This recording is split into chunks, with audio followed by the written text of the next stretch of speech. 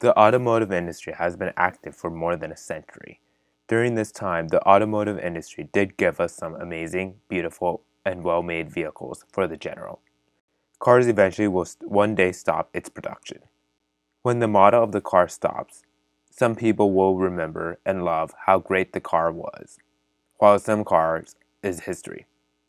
However, since there are great cars in history, some cars deserve way too much hype due to social media, entertainment, and the news. For these cars, some people are paying way too much to the point that you could buy the modern version of these cars. Today, we will talk about 7 classic cars that are overrated and overpriced, in my opinion. Before we get into the video, make sure to click on the subscribe button down below and click the bell for the notifications on any new videos on my channel. With that out of the way, let's get into today's video.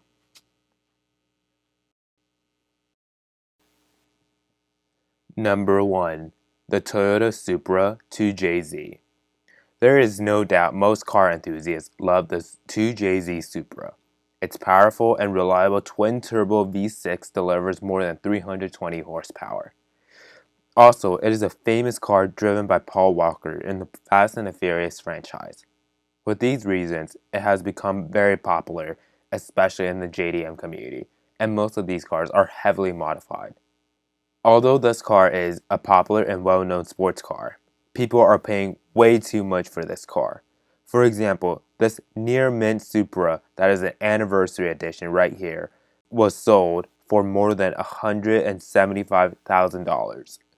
Although this is a great car Toyota made in the 1990s, but the stock power is not that powerful, even by modern standards. Fans and car enthusiasts are interested in this car due to the hype, both in the tuner world and the Fast and the Furious. Number 2. The BMW E30 M3. The BMW E30 M3 was the beginning of the M Performance, which was BMW's high-performance line. BMW at its time was selling the E30 BMW, the 328i, which was one of the best-selling BMWs at its time. With its success in the European racing world, the BMW M3 was a popular car to own. With its 5-speed manual transmission and a 4-cylinder engine that produces around 192 horsepower, the M3 was a special car to own in the 1980s. Now, after nearly 30 years, this car became very popular both in the collector world and the tuning world. First, the E30 M3 in America is limited. Only 5,300 units were sold. In the tuning world, the E30 BMWs are very easy to modify, both the exterior and the engine. Today, most modern cars like the Camry could outperform the E30 M3. Even though it is a limited, powerful performance car at its time, but the car's performance today is not that fast, and collectors may need to find other M3s that is faster and possibly cheaper to own. Number 3. The Porsche 911 930. Porsche 911 is one of the most iconic cars in the automotive industry for more than 50 years. The old Porsche 911 even today are still a collectible and an iconic car. Since these cars are appreciated, but people are paying way too much for them. Before, Porsche 911 had an air-cooled engine that was introduced in 1963 and ended it in 1998. Today, the older models from the 1960s and 1970s are limited and harder to find in the United States, since a limited amount of them were sold. Starting from the 1980s, also known as the 930, the Porsche 911 is very common at its time. Today, this car is still popular and a common car for collectible websites and antique car auctions.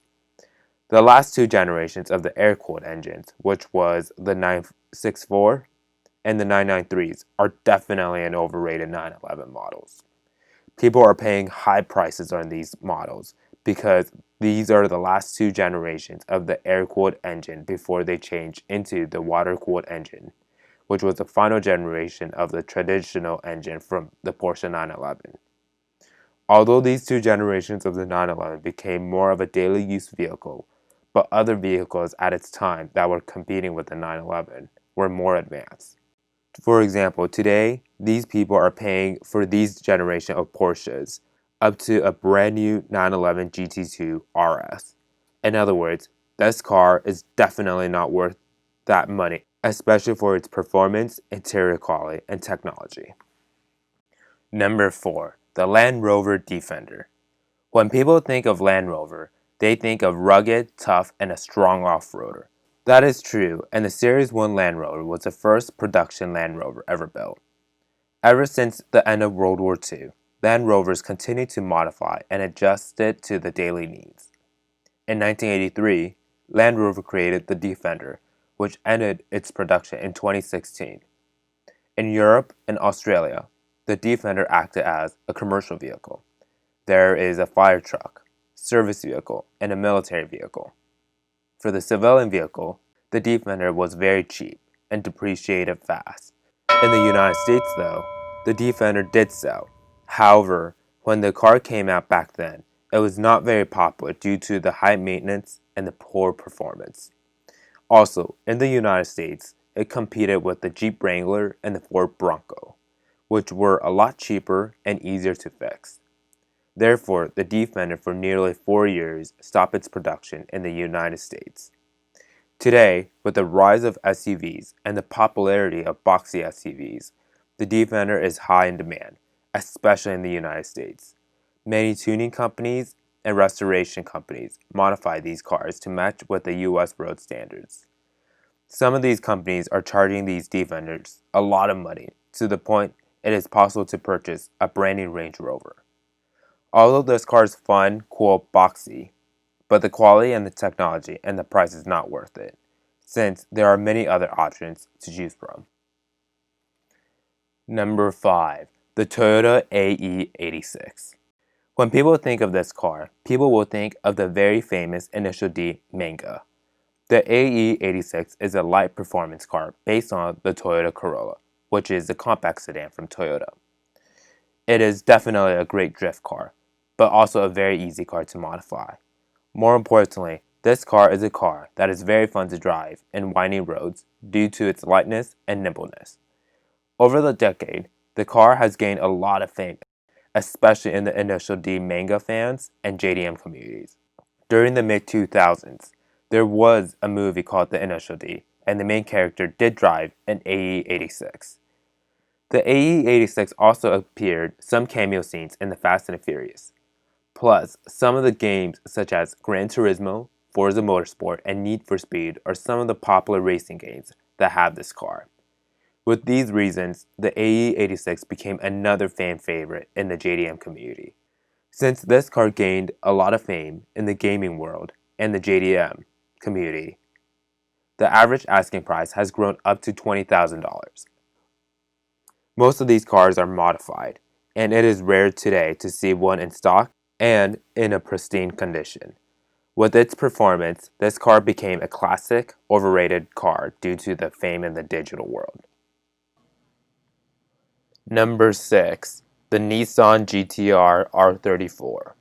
The GTR is one of Nissan's most iconic sports car. Since 2009, when GTR introduced the R35, it was then the GTR brand became popular around the world.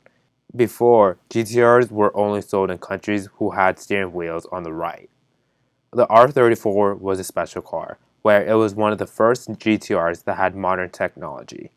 At its time, it had 330 horsepower with a Nismo that it could go up to 493 horsepower that could just hit 200 miles per hour. With its straight-six twin-turbocharged engine, this is another car that is popular in the tuning world and the JDM community. This car was incredible even by modern standards. What this car then became another star in the Fast and the Furious. Both the Too Fast, Too Furious and the Fast and the Furious were seen driven by Paul Walker. With its strong performance, easy modification, and the popularity in the movies, this car became a popular car to buy, especially how limited they produced. People are paying more than 6 figures on this car in the United States, since this car is not considered an antique with the 25 years rule. Currently, the R32 and some R33s could enter the United States legally due to its age.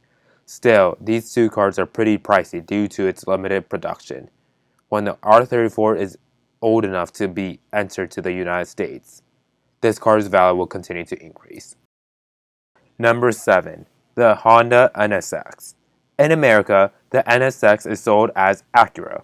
Its mid-engine 3-liter V6 with the aluminum body is one of the best Japanese sports car ever made. Its lightness and its strong handling made it one of the best track cars to own. And to own this car, the engine is notoriously reliable. Since there were limited amount of NSX produced, owning one was special and collectors are interested. In the JDM community, this car is another popular choice. Tuners enjoy modifying this car because the engine is so easy to do so. Since this car became popular in the JDM and the popularity of the collectors, this car then is expensive in the antique market. From a mint condition, a NSX could go up to $100,000. In other words, the old version of the NSX could be valued as a used second generation NSX. The second generation NSX is a lot faster and refined, but the car is not made in Japan, even though fans do love Honda making Japanese-made performance car. But the antique market is too much to the point that it is possible to own the second generation. In other words, this car is hyped for both the JDM world and the collector's world. So there you have it. What are your thoughts on my list? Make sure to share your thoughts in the comment section down below. If you enjoyed this video, make sure to hit that thumbs up button. If you haven't already, please make sure to check out my other videos. And as always, please make sure to click on the subscribe button down below and click the bell for the notifications on any new videos on my channel. Thank you.